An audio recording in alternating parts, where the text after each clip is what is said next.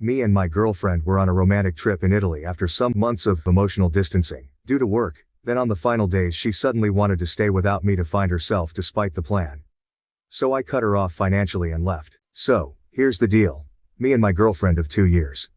Before the whirlwind of my current job kicked in, life with Jay, that's my girlfriend, was pretty much like something out of a feel-good movie. We met at a friend's barbecue and clicked instantly. She had this easy laugh and a way of seeing the funny side of everything, which made every day a bit brighter. We spent countless evenings just walking through the park, cooking together, or binge-watching series. We were that couple always holding hands, always planning the next fun thing. Back then, my work was steady, predictable 9 to 5 hours, so I always had ample time for us. But as things picked up at work, with me stepping into a more demanding role, our dynamics began to shift. It was subtle at first, missing a dinner date here, canceling plans there. I told myself that it was just a busy phase, that I'd regain control of my schedule. Jay was understanding too, always saying she got it, that work was important. But no matter how supportive she tried to be, I could tell it was wearing on her. The past 2 months have really highlighted how strained things have become. My new normal means more late nights, unexpected weekend calls, and constant emailing from home. We see less of each other, and when we do, the exhaustion and stress are palpable. What used to be our downtime has turned into brief, often silent meals, with both of us glued to our phones. The intimacy that came so easily now feels like something we have to schedule, like another task on my to-do list. These changes have brewed undercurrents of resentment. Jay, once so laid back and jovial, now snaps over minor things like forgetting to buy milk or leaving a wet towel on the bed. We argue over these trivialities, but there's always an unspoken heavier air about time, about neglect. We haven't had a big blowout, nothing that dramatic, but there's this constant, nagging feeling of drifting apart, like we're slowly losing grip on what made us us. Recognizing the toll my new job was taking on Jay and me, I knew something had to give. I could see the strain in her eyes, the way her smile didn't quite reach as far as it used to. It was like watching the color fade from a vibrant painting. Guilt gnawed at me, a constant reminder that I wasn't there for her as much as I should be. She never complained much, but love doesn't need words to express when something's amiss. I decided to plan a vacation, something grand, a gesture to show Jay just how much she meant to me and to perhaps salvage what was becoming of our once effortless connection. Italy seemed like the perfect escape, with its romantic landscapes, rich history, and the promise of delicious food. It was somewhere Jay had mentioned wanting to visit back in our easier days. I imagined us wandering through the streets of Rome, riding a gondola in Venice, and sipping wine under the Tuscan sun, reclaiming the magic that we'd lost to routine and tired, late-night apologies. I handled all the arrangements secretly, booking our flights and picking out the coziest hotels, aiming for a seamless, stress-free experience. When I finally told Jay about the trip, the surprise ignited a spark in her that I hadn't seen in months. The essence of Italy seeped into every moment of our trip, and it seemed each day offered a new adventure, a fresh opportunity to bridge the gap that had formed between us. One evening in Venice stands out vividly in my memory. We had booked a small boat to take us through the winding canals at dusk. The setting sun cast a warm golden glow over the ancient buildings, and the water mirrored the sky, turning our surroundings into a canvas of oranges and pinks. The boatman maneuvered us expertly under low bridges and alongside colorful, slightly tilting buildings. Jay and I sat close, our hands intertwined, the sounds of distant chatter and the gentle splash of water against the boat filling the air. There was a peace in that moment, a quiet contentment that I hadn't felt in months. She rested her head on my shoulder, and it felt like we were the only two people in the world. Another highlight was our romantic dinner in a quaint little restaurant in Rome. Tucked away in a narrow alley lined with ivy-covered walls, the restaurant was Jay's find, a place she had read about in one of her travel blogs. We dined outside under a string of small lights, the atmosphere buzzing with the soft murmur of other diners and the clink of glasses. We indulged in a meal of fresh pasta, drizzled with a truffle sauce that was nothing short of divine, paired with a bottle of local red wine recommended by our waiter. Jay's eyes sparkled under the fairy lights as we talked about plans for the future, about places we still wanted to see, and about starting fresh when we got back home. For a few hours, it felt like we had recaptured the magic of our early days together, laughing and sharing stories with an ease that I had sorely missed. These moments, so full of promise and rediscovery, made the sudden shift on our last day all the more jarring. As we stood on that cliff in Naples, with the vast blue sea stretching out before us, I couldn't help but feel like the picturesque scene was mocking us, presenting a stark contrast to the turmoil that was unfolding between us.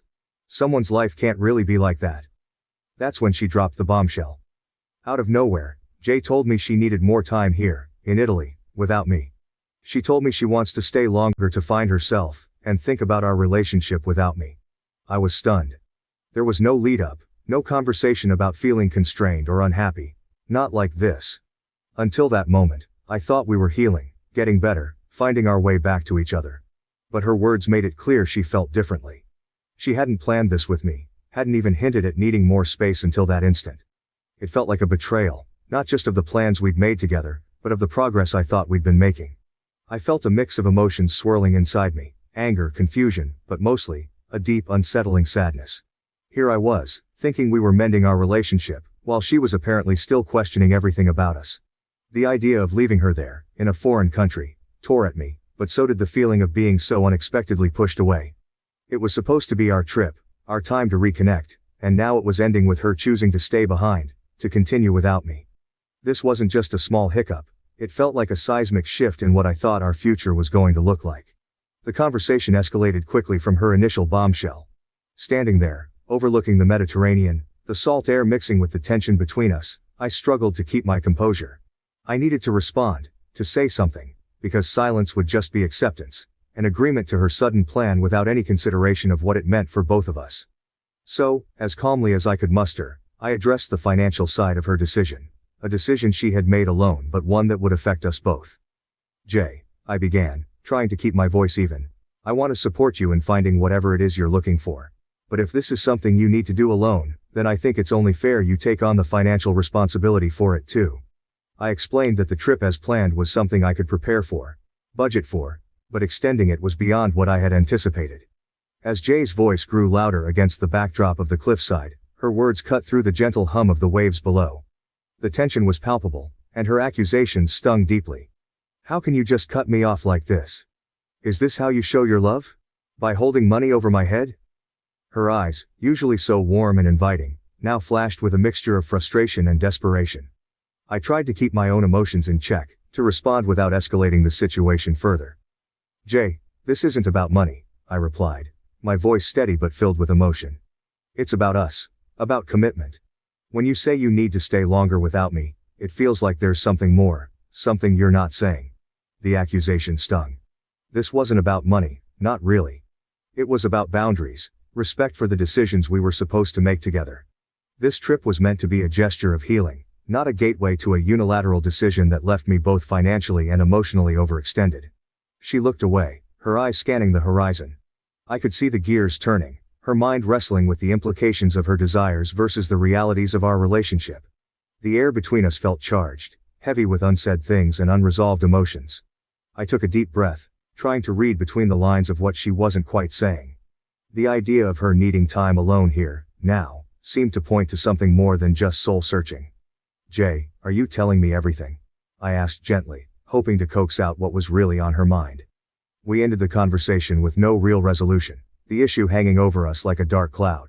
She was hurt, feeling unsupported in her moment of need for independence.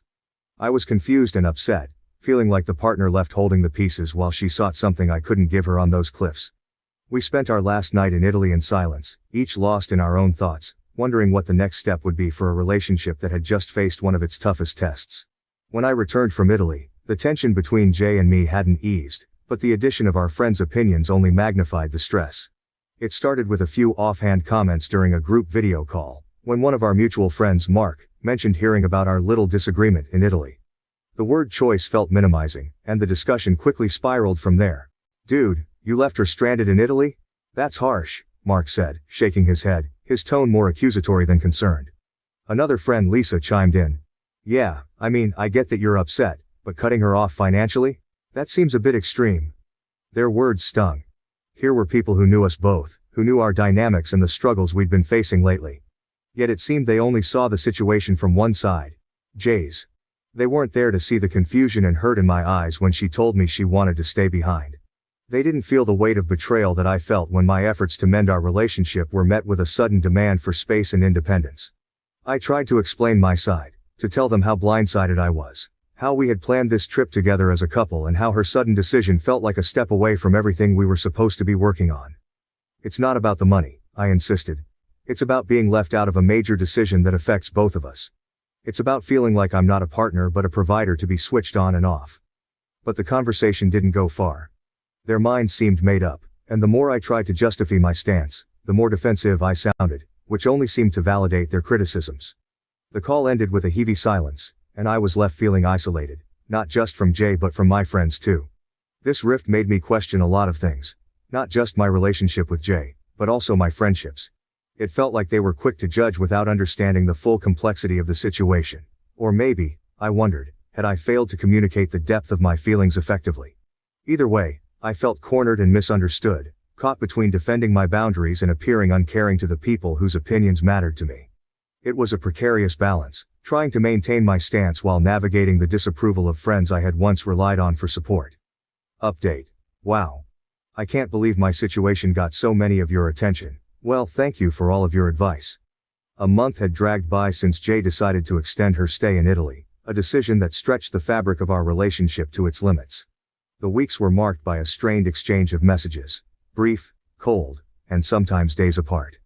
I had hoped the distance might bring some perspective, perhaps soften the edges of the conflict we had left simmering. Yet, as her return approached, a knot of anxiety grew within me, tightening with each passing day. She didn't call to let me know she was coming. I simply heard the key turn in the lock of our apartment. The sound, once a signal of comfort, now struck a chord of apprehension. As she stepped inside, the air shifted, heavy with the weight of unspoken grievances and pent-up frustrations. She looked different, tired, yes, but there was also a hard set to her jaw, an armor she had donned during her time away. The door barely closed behind her before the storm broke. How could you just cut me off like that? Jay's voice was sharp, her words sluicing through the tense air. Her bags dropped to the floor with a thud, mirroring the heavy drop of my heart. I had not cut her off financially without a warning. I had told her during our last painful conversation in Naples that if she chose to stay longer, she would need to do so on her own dime. But it seemed she had either misunderstood or chosen to reinterpret the facts. I didn't cut you off, I replied, trying to keep my tone level despite the rising tide of emotion. I said if you decided to stay longer, you'd need to manage without my financial support. You made that choice, not me. You left me stranded in a foreign country, she exclaimed, her face flushed with anger the moment she saw me. The accusation felt like a slap, harsh and unfounded. It was the breaking point after weeks of built-up tension and uncertainty. I didn't leave you stranded, Jay. You chose to stay. We had a return ticket already booked, I retorted, my voice rising to match hers. I felt betrayed, not just by her decision to extend her stay without discussing it with me, but now by her twisting of the facts. It was as if the careful plans I had made, meant to bring us closer, had been forgotten, discarded like an inconvenient truth. The argument spiraled quickly. Jay paced back and forth in the living room, each step seeming to echo her escalating frustration. You could have supported me, understood that I needed more time, she argued, throwing her hands up in exasperation. And you could have talked to me about it, Jay. Communication goes both ways, I shot back.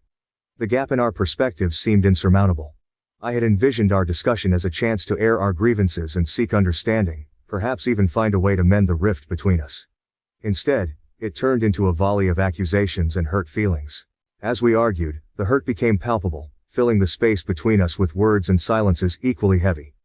The room felt smaller, as if the walls were inching closer with each passing moment of our disagreement. I could see the strain in her eyes, mirroring my own fatigue.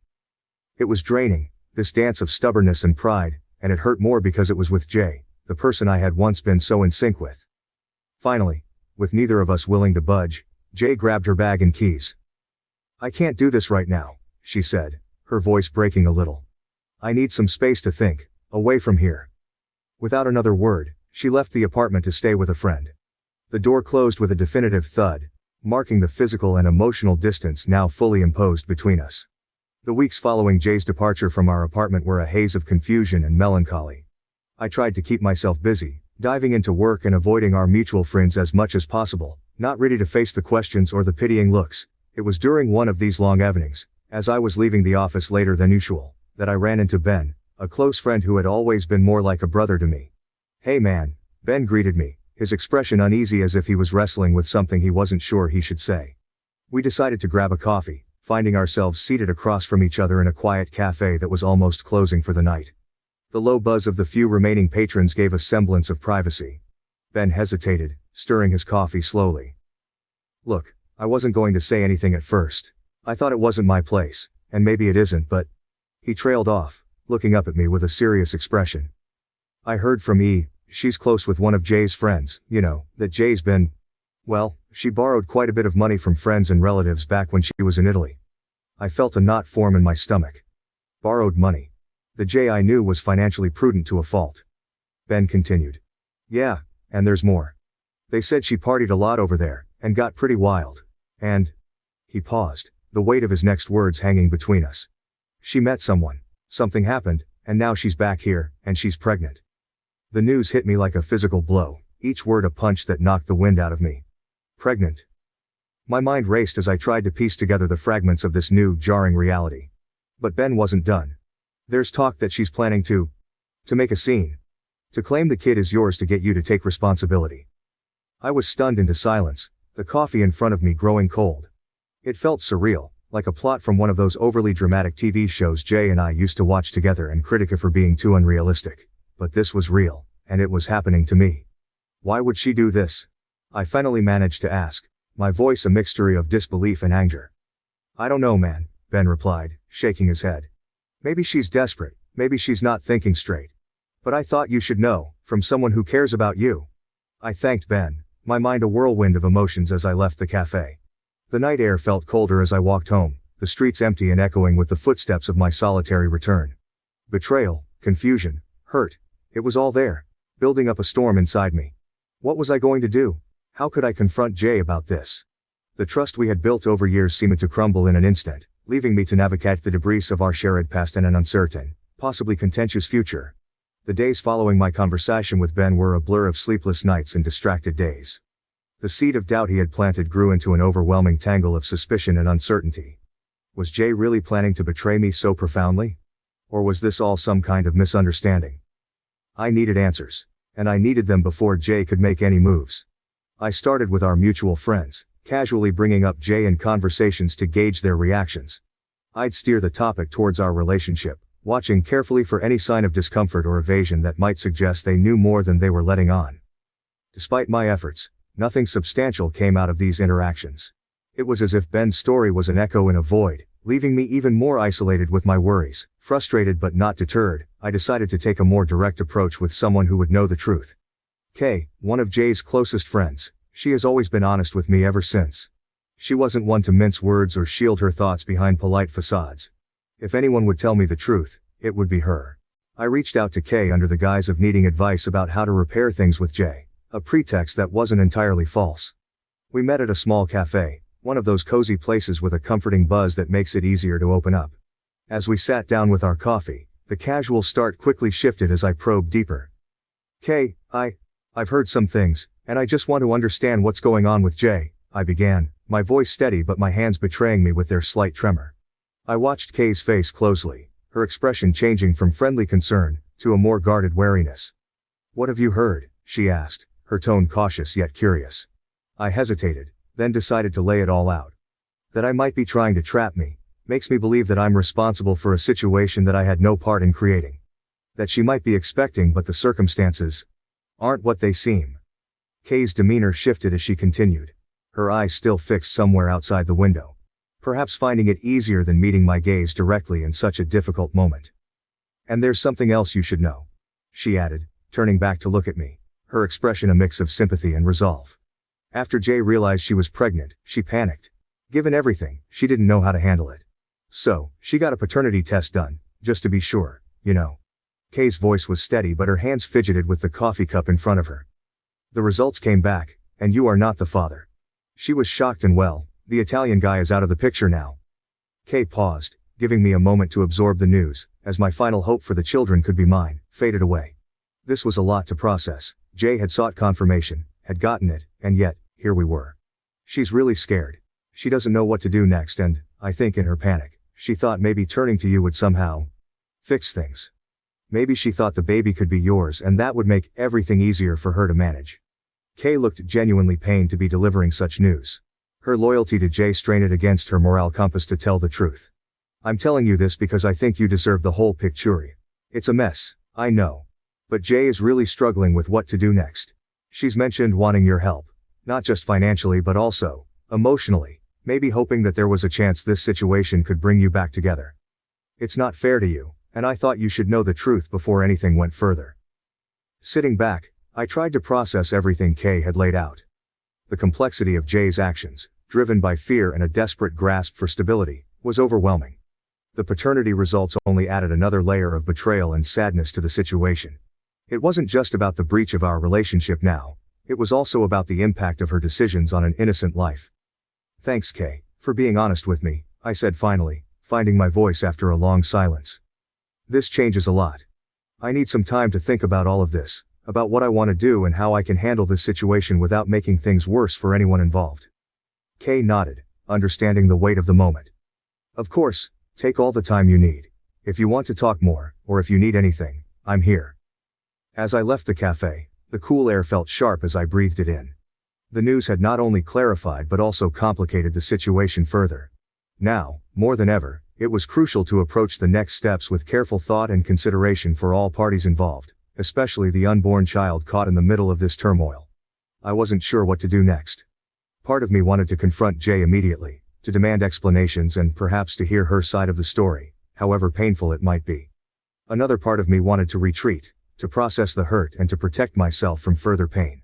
Every logical step I could take from here, seeking legal advice, preparing for potential disputes, distancing myself from Jay, seemed cold and clinical, far removed from the emotional chaos raging inside me. By the time I reached my apartment, the sun had set, and the early evening darkness felt fitting, mirroring the uncertainty that lay ahead. The decision of what to do next loomed large, daunting in its significance. As I turned my key in the lock, the familiar sound seemed strangely foreign, as if even my sense of home was questioning where I belonged. Inside, the quiet of my apartment was a stark contrast to the storm of thoughts in my mind. I sat down, alone with the echo of Kay's last words, stretching out before me. After 3 days of agonizing over everything, I decided it was time to face Jay. I needed clarity and closure, no matter how painful the conversation was going to be. I texted her, asking if we could meet at the little coffee shop where we'd spent countless lazy Sunday afternoons together. It felt like a neutral place, public yet intimate, appropriate for the kind of serious conversation we needed to have. She was already there when I arrived, her eyes red-rimmed, a clear sign she'd been crying. As I sat down opposite her, the air felt heavy with all the things left unsaid between us. "I know everything, Jay," I started, trying to keep my voice calm despite the turmoil inside me. "I know about the guy in Italy, the pregnancy, and your plan to make me believe I could be the father." Her face crumpled at my words. "I was so confused," she managed to say, her voice a whisper. "I thought, maybe if you thought the baby was yours, we could go back to how things were." The hurt was palpable, stinging fresh like a wound reopened. "Jay, we can't go back. Trust doesn't work that way," I replied, feeling a strange mix of anger and pity. "And I can't just overlook this. It's too big." There was a long pause, filled only by the soft murmur of other patrons, and the clink of coffee cups. Finally I took a deep breath and continued. "I've decided I'll help you clear your debts from the trip. It's the last thing I can do for you, out of whatever love and care is left." Jay started sobbing, her shoulders shaking. It was tough to watch, knowing how deeply intertwined our lives had been. "But after that, we go our separate ways," I added. "It's for the best." Helping her financially was a decision I made not just out of mercy for her but as a way to free myself too. From guilt, from the what-ifs, and from a relationship that had become too fractured to mend. As hard as it was, I knew it was the right step towards healing, towards not letting this situation keep a hold on me any longer. As I stood up to leave, the finality of the moment sunk in. Jay was a significant part of my life, but it was clear that chapter had to close. Walking out of the coffee shop, I felt a weight lift off me, a sorrowful relief, knowing that this was a necessary end for both of us to move forward. As I reflect on the journey I've shared with you all here, I want to extend a heartfelt thank you to everyone who took the time to comment and offer their support and advice. Your words have been a beacon during a tumultuous time, guiding me through moments of doubt and encouraging me when the path seemed too difficult to navigate alone. The wisdom shared in the comments was not only invaluable in helping me make informed decisions but also provided comfort in knowing that I was not alone in this struggle. Many of you shared your own stories, which reminded me that life's trials are universal, yet they also bring us together in understanding and solidarity. I am especially grateful for those who reminded me to stay true to my values and to approach this situation with integrity and compassion. Your reminders to protect my emotional well-being and seek professional advice were crucial in navigating the complexities of this situation. Thank you too for the reminders about self-care and the encouragement to look forward after difficult choices. These messages helped me maintain perspective and focus on healing. To everyone who commented, your support has made a real difference in my life during this challenging time. I am moving forward with a renewed sense of purpose and hope, buoyed by the kindness and wisdom of this community. Thank you for being a part of my journey.